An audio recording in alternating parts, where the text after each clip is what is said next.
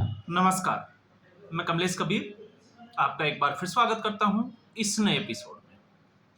आज के इस एपिसोड में हम बात करेंगे अमेरिका में घटी कल की एक घटना और इस घटना से भी विश्व समुदाय को एक मैसेज देने की कोशिश। जिस तरीके से पहलगाम में अटैक हुआ और ये मैसेज दिया गया कि हम किस तरीके से धर्म पूछकर या कुछ धर्म से संबंधित लोगों को टारगेट कर सकते हैं। तो पूछा गया आपका धर्म क्या है, नाम पूछा गया, कलमा पढ़ाया गया और उसके बाद में गोली मारकर हत्या कर दी गई। और सीधे तौर से उन लोगों के लिए भी मैसेज था जो ये कहते थे कि आतंकवाद का धर्म नहीं होता। तो सीधे तौर से पूरी दुनिया ने इस्लामिक टेरर देखा। अब भारत में तो नहीं, लेकिन भारत के बाहर अमेरिका में, और वो भी अमेरिका की राजधानी वाशिंगटन डीसी में, इजरायली दूतावास के 2 व्यक्तियों की, जो काम करने वाले व्यक्ति थे, उनकी हत्या कर दी गई गोली मारकर। और जिसने गोली मारी वो इसी विचारधारा से प्रेरित माना जाता है। और इसके पीछे का कारण क्या है? क्योंकि ये रहने वाला जो शख्स है वो अमेरिका के शिकागो का रहने वाला है। और इस शख्स का जो नाम है, जिसके आइडेंटिफाई किया गया है, उसका नाम मैंने यहां पे निकाला है, रोड्रिगेज। और जो मारे गए उनके नाम थे लिसिसिंकी और मिलीग्रिम।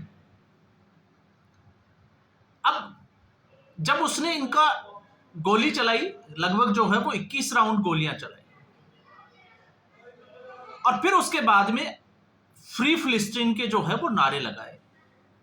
अब फिलिस्तीन जब भी हमारे जहन में नाम आता है तो फिर कुछ यादें ताजा हो जाती है। और यादें कौन सी ताजा हो जाती है? जब इजराइल और फिलिस्तीन की अभी जो वार चल रही है गाजा पट्टी के ऊपर, वो शुरू हुई थी। तो आपने देखा होगा जेएनयू में, अलीगढ़ मुस्लिम यूनिवर्सिटी में, और प्रियंका गांधी वाड्रा ने तो संसद तक जो है वो पैलेस्टाइन लिखा हुआ बैग लेकर पहुंच गई थी।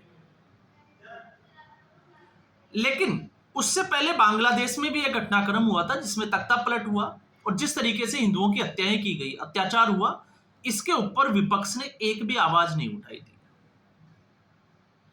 अब भारत में यह मानसिकता क्यों है? वो इसलिए क्योंकि भारत सरकार ने इजराइल का समर्थन किया था।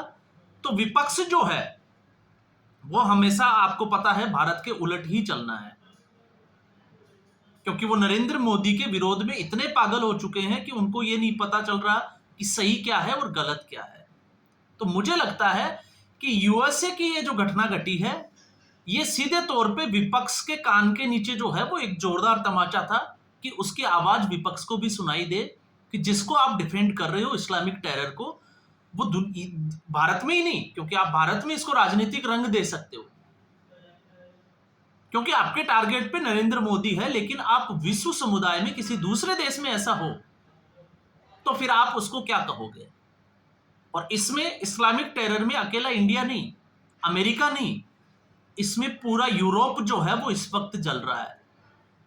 जिस तरीके से जहां जहां इन लोगों की आबादी बढ़ी है, वहां पे जिस तरीके से धरने प्रदर्शन हो रहे हैं और जिस तरीके की चीजें होती हैं, आपने फ्रांस में देखो, आप जर्मनी में देखो, हर जगह आपको जो है वो ये देखने को मिलेगा। और अमेरिका जो अपने आप को वीर बहादुर समझता है, उसके लिए भी एक ये जो है वो समझ में आए तो लगता है कि उसके लिए भी एक मैसेज है। और मैसेज ये है क्योंकि अमेरिका की कुछ हरकतें ऐसी हैं जो पिछले कुछ दिनों से, क्योंकि अगर आप ओसामा बिन लादेन के चैप्टर को साइड कर देते हो तो आपको पता होगा गुरपवंत सिंह पन्नू एक खालिस्तानी आतंकवादी जो अमेरिका की धरती पर बैठकर इस तरीके का प्रोपेगेंडा चलाता है, तो क्या अमेरिका ने उसके ऊपर लगाम लगाई? नहीं लगाई। और ऐसा ही ट्रिगर जो है वो कनाडा से सबने देखा कि क्या स्थिति बनी हुई है। तो ये अमेरिका के लिए एक बार फिर जो है वो ट्रिगर है कि हम आपकी धरती पर भी ऐसा कर सकते हैं। अब सवाल ये उठता है कि जब मैंने ये कहा कि धर्म देखकर ही ये घटनाक्रम हुआ है, तो इसका मैसेज, और इसमें मैंने इसको पहलगाम जो हमला था उसके साथ जोड़कर भी देखने की कोशिश की है, उसके पीछे का कारण क्या है?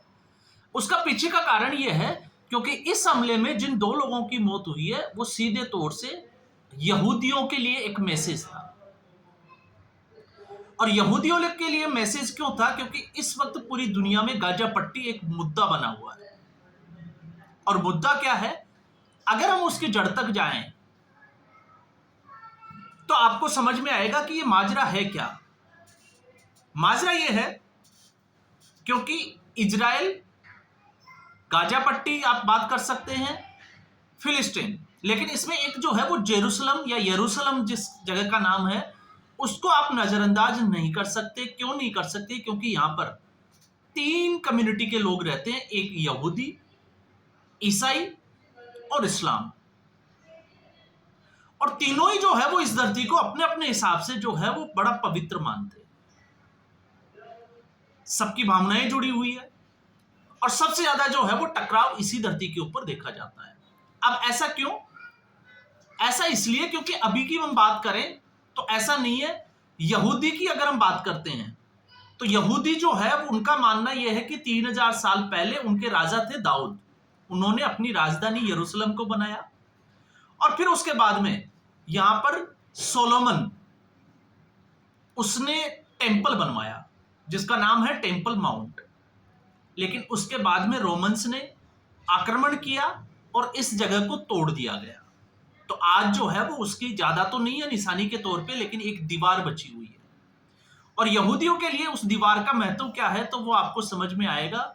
जिस तरीके से इस्लाम के लिए मक्का और मदीना, तो जहां भी यहूदी दुनिया के किसी भी कोने में हो वो उस दीवार की तरफ मुंह करके जो है वो अपनी प्रेयर करते हैं। यह है इनका इंपॉर्टेंस। फिर उसके बाद में अगर हम आते हैं ईसाइयों का, तो ईसाइयों के लिए इंपॉर्टेंस इसलिए है क्योंकि इन लोगों को लगता है, या जो मान्यताएं हैं वो ये कहती है कि ईसा मसीह के जन्म की धरती तो है ही, लेकिन यरूशलेम से ही ईसा मसीह ने जो है वो, अगर आप देखोगे तो धर्म का प्रचार किया, शांति का प्रचार किया और इसी धरती के ऊपर उनको सजा दी गई, उनको सूली पर लटकाया गया और फिर उसके बाद में वो पुनर्जीवित हो गए। इसलिए इसका इंपॉर्टेंस जो है वो बढ़ जाता है। और आपको पता ही होगा ईसाइयों का एक चर्चित चर्च जिसको हम कहते हैं चर्च ऑफ द होली, जिसका नाम है चर्च ऑफ होली स्क्लेप्चर। अब आप सोच सकते हैं कि ईसाइयों के लिए भी ये कितना इंपॉर्टेंट है। और फिर उसके बाद में अगर हम मुस्लिम की बात करते हैं, इस्लाम की, तो इस्लाम में ये माना जाता है कि मोहम्मद पैगंबर वो यहाँ आए और यहीं से वो जो है वो जन्नत को गए। तो यरूशलेम का वो रास्ता है जहां से मोहम्मद पैगंबर जो है वो जन्नत की तरफ गए। तो इसलिए यहाँ पे जो है वो अल-अक्सा मस्जिद बनी हुई है जो आज भी है। और एक साइड आपको पता होगा तो एक गोल्डन डोम, जिसको कहें कि गुंबद टाइप भी जो है वो यहाँ पर बना हुआ है। अब इस्लाम के लोग ये मानते हैं कि मक्का और मदीना के बाद में ये तीसरा सबसे पवित्र शहर है उनका। इसलिए मैंने कहा कि तीनों ही कम्युनिटी का जो है वो यहाँ पर भावनात्मक रूप से जुड़ाव जो है वो आप देख सकते हो। लेकिन यहूदियों के साथ क्या किया गया उसके भी जो है वो इतिहास भरा पड़ा है। और ऐसा नहीं है कि यरूशलेम में ही, यहूदियों के साथ में यूरोप में क्या हुआ वो अगर आपको पढ़ना है तो आप हिटलर को पढ़िए। फर्स्ट वर्ल्ड वॉर को आप उठा के देखिए और सेकेंड वर्ल्ड वॉर को उठा के देखिए, कैसे इन लोगों से काम करवाया गया और लगभग जो है 20 लाख लोगों की हत्याएं कर दी, जिसमें महिलाएं, पुरुष और बच्चे भी थे।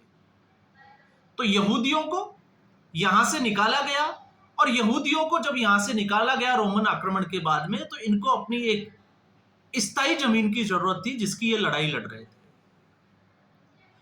और इसी जगह पर आपको यह भी पता होगा क्योंकि अरब देश के लोग, अरबी जो थे उनका भी कब्जा था, वो भी लोग यहां पर स्थायी रूप से रह रहे थे। लेकिन जब ब्रिटेन का यहां पर शासन हुआ तो ब्रिटेन ने दोनों को आश्वासन दिया, और दोनों को आश्वासन दिया तो उसमें यहूदियों को लगा कि अब शायद उनको स्थायी जमीन मिल जाएगी।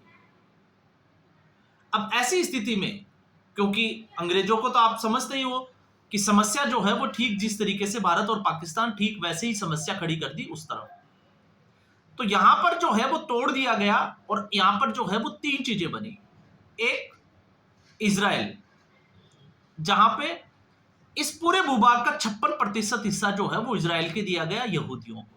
इससे नाराज हो गए अरब लोग। क्यों हुए? क्योंकि इसके बाद में अगर आप देखोगे तो 43% जो है वो अरबों को दे दिया गया, जिस जगह का नाम है आज फिलिस्तीन। और और फिर यहीं से जो है वो कॉन्फ्लिक्ट शुरू हो जाते हैं 1948 के बाद। तो जब ये गाजा का जो ये इजराइल और फिलिस्तीन का युद्ध हुआ था, तब भी हमने एक वीडियो बनाया था कि उसके बाद में 1948 में जो लड़ाई हुई, किस तरीके से इजराइल को मुस्लिम कंट्रीज ने जो है वो घेर कर, या हम कहें कि उसको खत्म करने की एक कोशिश की गई। ये उसी की कोशिश से जो है वो अब तक चलता आ रहा है। और ये घटना जो अभी घटी है, जब मैं इसमें धर्म का जो है वो जिसको कहें कि एक चश्मा लगाकर देखते हैं, तो इसका एक प्रमाण और है कि जिस तरीके से यूएन ने एक चिंता जताई थी कि गाजा पट्टी में लगभग 14,000 बच्चों को जो है वो खाने का खतरा है, फूड की शॉर्टेज है, और ऐसा होता है तो इनकी जान को खतरा हो जाएगा। ये उस मैसेज के बाद में जो है वो इस तरीके की एक घटना देखी गई है। तो ये सीधे तौर से जो है वो यहूदियों को एक चैलेंज दिया गया है। और यहूदियों को जो चैलेंज दिया गया है, आपको पता ही है, नेतन्याहू उसने साफ तौर से कह दिया कि इसका खून का बदला जो है वो खून से ही होगा। और इजराइल एक ऐसा देश है जो चारों तरफ से मुस्लिम कंट्रीज से घिरा हुआ है, लेकिन फिर भी वो लगातार अपनी लड़ाई लड़ता आ रहा है। और वो लड़ाई क्यों लड़ रहा है? क्योंकि वहां के अगर आप सिस्टम को देखोगे, हमने पहले भी इसमें चर्चा की थी कि कुछ लोग हमारे देश में जो है वो अग्निवीर योजना के ऊपर सवालिया निशान खड़े करते थे। और इजराइल में ऐसा सिस्टम था कि जिसने कॉलेज करनी है उसको हमारे यहाँ जैसे एनसीसी होता है, वहां पर फौज की ट्रेनिंग लेनी ही होती है। तो आपने देखा होगा जब ये युद्ध शुरू हुआ, तो जहां पर भी यहूदी थे, इजराइल के लोग थे, वो प्लेन भर भर के जो है वो वापस अपने देश को आए, क्योंकि उनकी ट्रेनिंग पहले ही हो चुकी थी। अब सिर्फ उनको हथियार उठाने थे। तो इजराइल में अगर आप देखोगे तो हर एक व्यक्ति जो है वो अपने आप में सोल्जर की भूमिका में। लेकिन हमारे यहाँ पर और अग्निवीर जो योजना ली गई थी, वो इजराइल के उसी तर्ज के ऊपर जो है वो भारत में शुरू की गई थी। लेकिन फिर विपक्षी पार्टियों ने, आपको पता ही है कि किस तरीके से भारत में इसको एक मुद्दा बनाने की कोशिश की। तो अब इस तरीके की जो घटना है वो सीधे तौर से अमेरिका के लिए और पूरी दुनिया को लिए इस्लामिक टेरर की एक चेतावनी है। और ये चेतावनी यहीं रुक जाएगी, ऐसा कुछ जो है वो अभी हम सोचे तो ऐसा जो है वो नजर नहीं आता। क्योंकि आपने देखा इससे पहले भी इस तरीके के मैसेज जो है वो दुनिया के अलग अलग कोनों से देने की कोशिश हुई है। अब भारत इसमें जो है वो शुरू से अब तक अगर आप देखोगे तो आतंकवाद से पीड़ित सबसे, हम कहें कि बड़ा देश जो है वो नजर आता है, अग्रणी देश। लेकिन अब भारत ने अपने मंसूबे जो है वो साफ तौर से जाहिर कर दिए कि वो आतंकवाद के खिलाफ zero tolerance act of war के हिसाब से जो है वो लड़ाई लड़ेगा।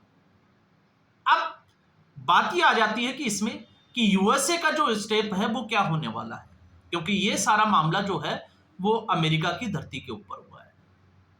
तो आज के एपिसोड में फिलहाल इतना ही। उम्मीद करूंगा वीडियो एपिसोड आपको पसंद आया होगा।